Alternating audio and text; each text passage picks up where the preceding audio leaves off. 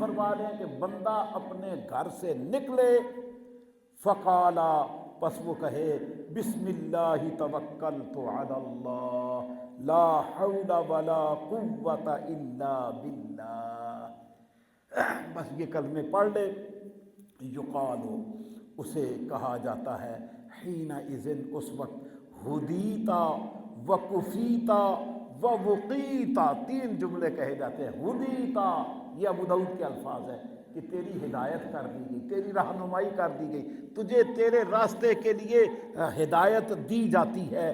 وکفیتا، اور تیری کفایت کی جا رہی ہے کہ تجھے اللہ ہر طرح کی عافیت عطا فرما رہا ہے۔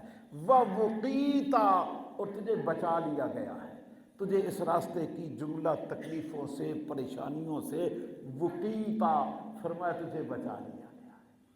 تو یہ ابو داؤد بھی اور ترمذی